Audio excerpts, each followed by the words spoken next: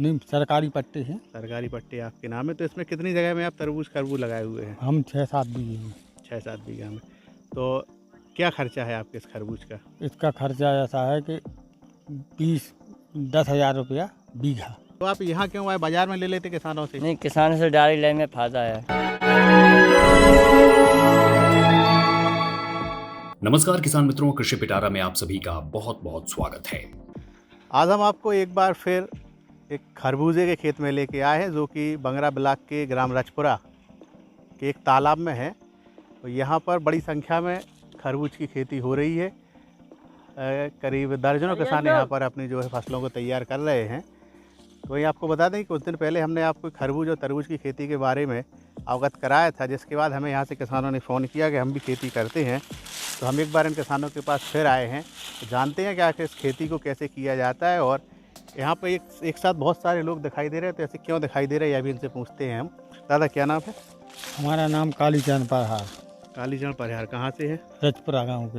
रजपुरा। आप यहाँ जो खड़े हुए हैं, जो बांध है, कौन सा बांध है?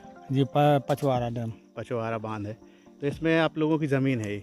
नहीं, सरकारी पट्टे हैं। सरकारी पट्टे आपके नाम है। तो इसमें कितनी जगह में आप तरबूज खरबूज लगाए हुए हैं? हम 6-7 बीघे हैं। 6-7 बीघा में। तो क्या खर्चा है आपके इस खरबूज का? इसका खर्चा ऐसा है कि 10 हज़ार रुपया बीघा। बीघा। और 7 बीघा है आपका, तो लगभग 60-70 हज़ार 60-70 हज़ार खर्च आ गया है इसमें। अच्छा, जैसे हम या जो भी यहाँ लोग हैं, कोई लगाना चाहता है आपके इस वीडियो को देख के, तो इसकी कैसे तैयारी करेगा? इसमें पहले जुताई करना पड़ेगी खेत की जी उसमें DAP खींचना पड़ेगा जी। और इसके बाद नालियाँ बना वो गुड़ुआ बना के झाड़ के उसमें बीज डालने पड़ते हैं। कौन सा बीज है ये? उसका है चट्टान वाला चिंगड़ी का। चट्टान चिंगड़ी। हाँ। पैदावार अच्छी है इसकी? इसकी अच्छी पैदावार है। अच्छा, तो कितने दिन की खेती है, कब शुरू हो जाती है? ये दिसंबर जनवरी की बात होती है। दिसंबर जनवरी में शुरू करते हैं? हाँ, संक्रांति की, मकर संक्रांति के बाद अच्छा। इसको शुरू कर देते हैं। तो कब आते हैं, फल कब देने लगता है? ये फल देने लगता है 80 से 90 दिन में ये तैयार हो जाता और 100 दिन में ये पक के ख़त्म हो जाता। बाजार में पहुँचने लगता है। बाजार में तो यहाँ जो बाजार में आप इसको पहुँचाते हैं, तो थोक में बेचते हैं या फुटकर में? थोक में। व्यापारी यहीं गाड़ियाँ आती हैं। अच्छा, आपकी गाड़ी यहीं आ जाती है लेने हाँ, के लेने लिए? के लिए यहीं आती हैं और जो ज़्यादा पैसे देता है उसी को माल दिया जाता है। अच्छा, यहाँ जो आपने लगाया हुआ है, क्या इसमें कोई दवा वगैरह भी लगती है? हाँ, लगती है। तो बताएं कौन सी दवा डलती है? इसमें सिम्बॉक्स डाली जाती है, जी। जो पेड़ों को, छोटे पेड़ों को कीटाणुओं से बचाती है। अच्छा। और इसके बाद डबल टॉनिक डाला जाता है। जी। तो क्या हम कह सकते हैं कि इस खेती को करने में किसानों को कहीं ना कहीं फ़ायदा है? फ़ायदा है। अगर इस खेती को करें तो जो फसल पैदा नहीं होती उससे ज़्यादा पैदा इसमें होता है। अच्छा, तो क्या साल में सिर्फ यही खेती हो सकती है यहाँ पे, कि और भी कुछ होता है? अगर ये पानी नहीं भरेगा तो इसमें मूंगफली पैदा हो जाएगी। अच्छा। और पानी भर जाएगा तो मूंगफली नहीं होती। तो यानी इसके 12 महीने आप लोग खेतों का उपयोग करते हैं, कभी खाली भी छोड़ देते हैं? नहीं, जो खेत ये हैं, जो हमारे व्यक्तिगत खेत हैं, जी जी जी। उनमें ये खेती करते हैं और इस खेती के बाद ये ख़त्म हो जाएगी। अभी जून में 20-25 जून या तक ख़त्म हो जाएगी सब।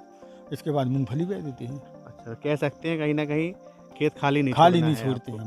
12 महीने खेती करते हैं। हर महीने मेहनत करते हैं यहाँ हाँ, पे, कुछ ना कुछ पैदा करते हैं। कुछ यानी दुकानदारी की तरह हिसाब है आपका, हाँ। कि रोज़ दुकान खोलेंगे तो रोज़ ग्राहक आना चाहिए। हाँ। कुछ ना कुछ आमदनी होनी चाहिए इससे। तब तो सक्षम है। अगर किसान नहीं करेगा तो वो तो अकेली खेती में भोजन नहीं कर पाएगा, बच्चे नहीं पढ़ा पाएगा, लिखा नहीं पाएगा। जी जी जी। बाजार से इतना महंगाई में इतना सामान महंगा है, वो खरीद नहीं पाएगा, तो फिर कैसे चलेगा काम? यानी किसानों को आपका कहने का मतलब है कहीं ना कहीं परंपरागत जो खेती है, खरीफ और रबी की फसल, हाँ। उसके अलावा यह भी करना चाहिए। हाँ, मान लो खरीफ रबी की फसल के बाद आपको मूंगफली करना पड़ेगी, मटर की खेती भी करना पड़ेगी और खाने के लिए पिसिया भी देना पड़ेगी। अच्छा, इतना आपने बता दिया, एक बात और बता दीजिए कि इसमें जो लागत आपने बताई 60-70 हज़ार, अब इनकम की बात की जाए तो क्या हो सकता है? इसमें 30 हज़ार रुपया, 30 से 35 हज़ार रुपया पर बीघा लाभ होता है। यानी अच्छा मुनाफा आपको मिल जाता है। 25 हज़ार मान लो लागत काट के 25 हज़ार रुपया आराम बीघा से मिल बच जाता सकता है एक बीघा पे। और 6-7 बीघा आपकी लगी हुई, यानी लाख 1.5 लाख की फ़ायदा हो जाएगी। हाँ, ऐसे हो जाती है। ठीक। हमारे साथ इस समय एक दुकानदार भी है, तो जो यहीं पे डायरेक्ट माल लेने के लिए आते हैं, इन किसानों का कहना है कि उन्हें बाज़ार नहीं जाना पड़ता है।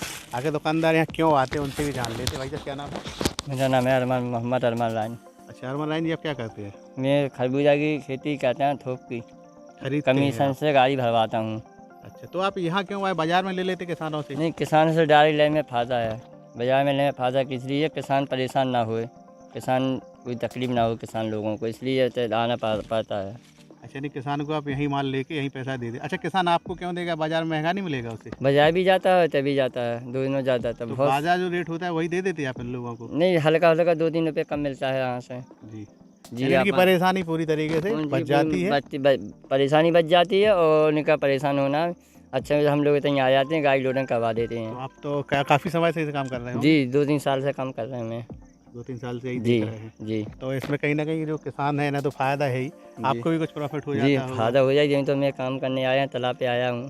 जी जी जी। मैं थोक की गाड़ी लोड करवाता हूँ, कमीशन एजेंट है मैं। अच्छा, आप एक कमीशन एजेंट हैं। हाँ, मैं गाड़ी भरवा 1 रुपये 2 रुपये किलो खाता हूँ, कमीशन गाड़ी भरवा देता हूँ बाहर की।